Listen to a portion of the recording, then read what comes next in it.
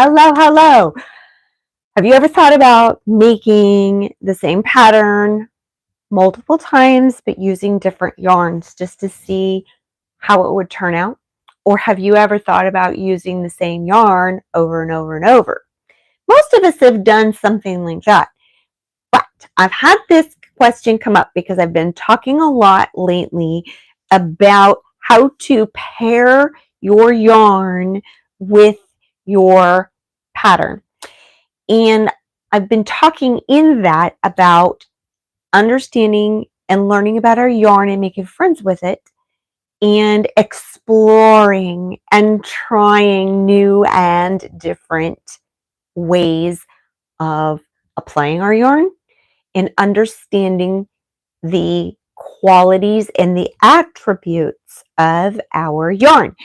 And I am going to show you some examples today of these principles. I'm Suzi Quillen. I am the Empress of Yarn here at Perfectly Knotty, and I am on a mission to inspire and encourage you to get brave in your knitting and your crochet, to explore, to take charge of it, to own it, and to know that you know. And I want to empower you with some more knowledge and understanding. So I have several examples of some different things that we're going to talk about. The first one we're going to talk about is using the same pattern on repeat and using different yarns. I have a couple of examples of doing that. This first example is a crochet example. This is the same cowl. It is it is crocheted with the same amount of yarn, but it's very different yarn. You can even see in the way that it moves. This brown one is a Camel silk blend, and it allows the texture of the stitches to really shine, and literally shine, because of the silk that is in here. And it just has a lovely drape and feel to it. Its counterpart over here is a llama. In this one, you see the texture of the stitches in a completely different way. And it has more spring to it and more squish to it because of the type of yarn. And this llama has a really good twist to it, so it also holds its shape really, really well. I love both of these. And I will knit this again, I promise you, because I love this project. I don't wear it very much though, because I have all this hair. Another example of doing the same project is this. This is my, this, by the way, is the Down the Rabbit Hole cowl. You can find this on my website. This is my Oda hat, ODA. This is a crocheted cabled beanie. Both of these, same pattern. Both of these are made with an alpaca yarn, but this alpaca yarn has a little bit tighter twist to it, and they're both the same weight yarn, but this one's weight is at the top of the scale for this yarn weight, and this one is right smack in the middle. So therefore, this hat has a lot more of a slouchy effect to it, and this one ends up fitting more closely and more like a beanie. And I love this one. I've actually made this hat 4 times now, and I wear this. I wear this hat a lot. I wear the heck out of it. And another very favorite example of knitting the same project with different yarns is a very, very different example. This is my lace wings tunic. I knitted this first time using this cotton hemp blend. It's very lightweight. The cotton just really allows the stitch to just be really defined. It has lovely movement.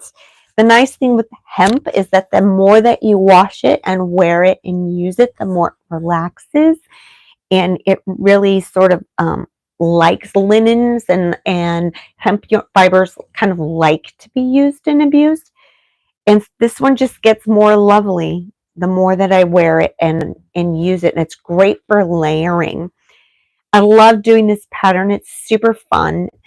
So I did it again for a warmer version, and this time I used Cambria, which is an alpaca and linen blend, which also allows the lace to be quite noticeable, but the halo makes it a little softer. The lace shows up more softly because of the combination of the alpaca and the linen. This one relaxes, and it comes down a little bit longer.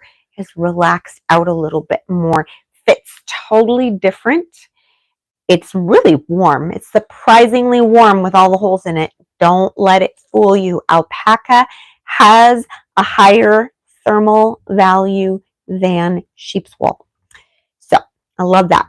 So that's another example, but it's the same pattern knit into completely different yarn categories. That works with this garment because it is a stitch to fit pattern. If you can get the gauge and then you follow the formula that is in the pattern to make it your size, you can do a lot of things with this. This pattern is designed for yarns that relax.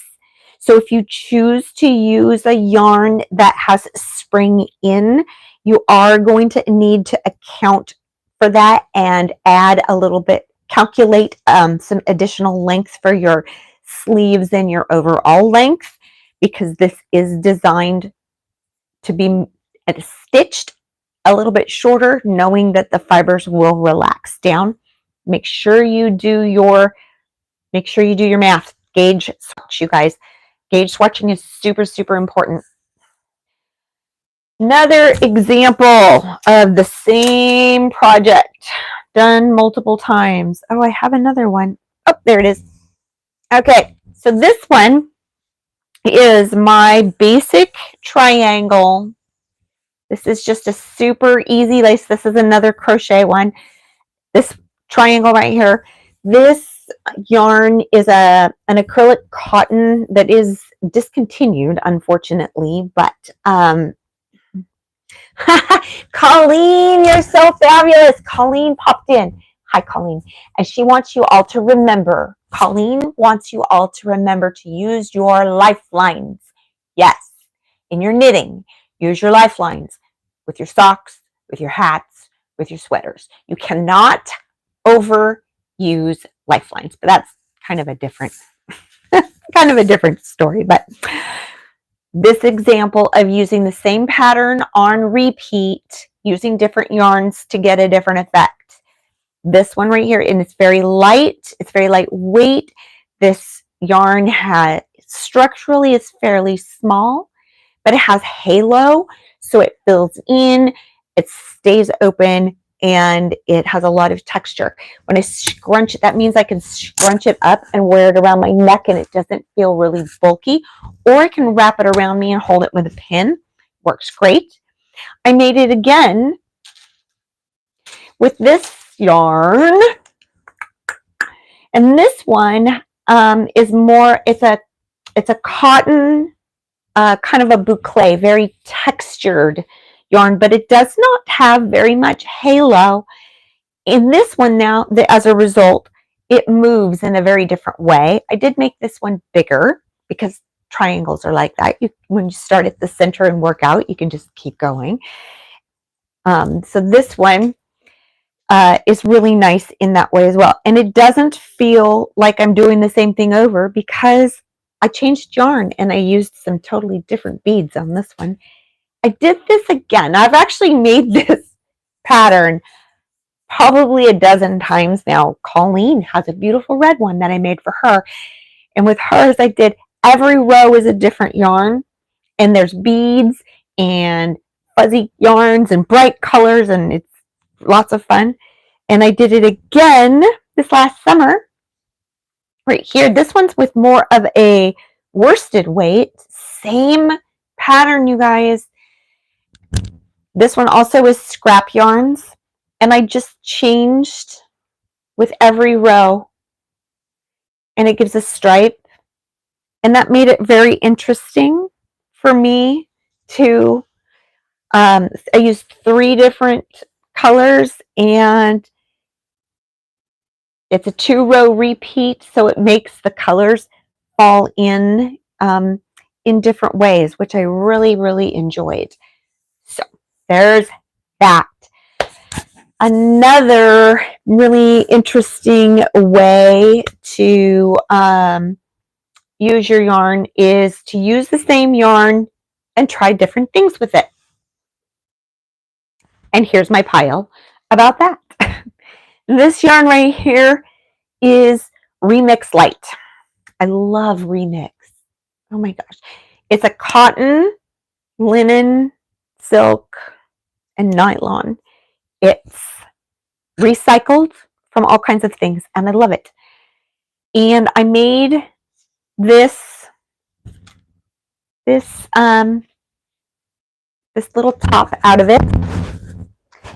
This one's crochet, and I think this one I ended up, even though I used a much larger hook than I ever would have thought, I think if I did it again, I'd use an even larger hook with this.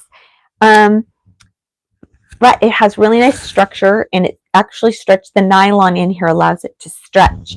But it taught me a lot about the way that this yarn works in crochet. So I tried again, and I knit a basic t-shirt out of it. Based on what I learned crocheting it, I chose a little bit larger needle, but it didn't need it. And it actually ended up being a little more loose than I might like, but it's also fine.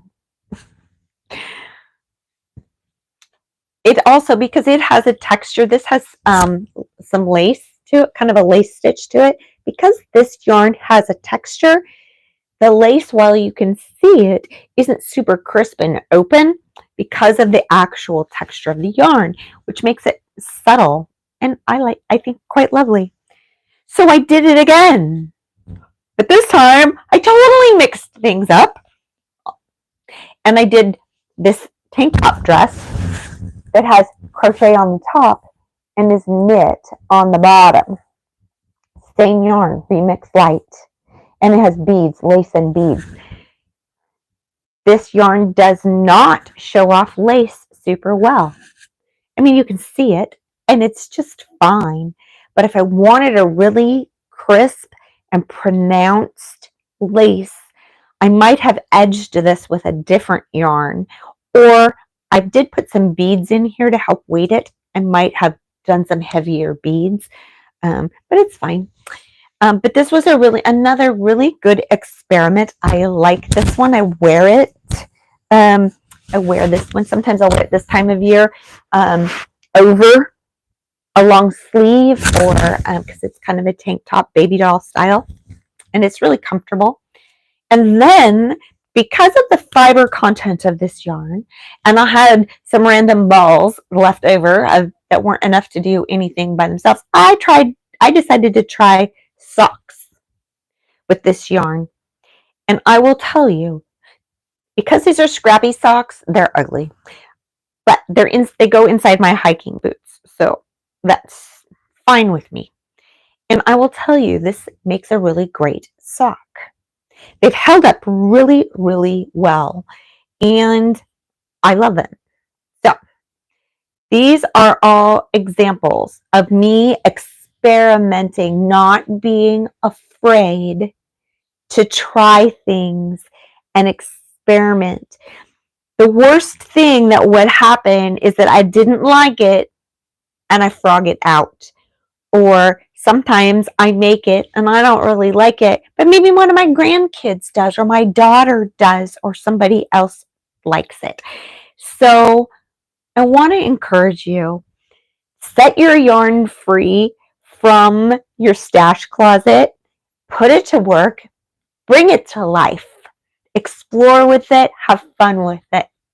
Okay, so those are my tips. If you have questions, put them down below. I will eventually get to them. And I really want to empower you and teach you and encourage you. Let's go make beautiful stuff, you guys. All right, peace out. Have a beautiful rest of your day. I'll talk to you soon.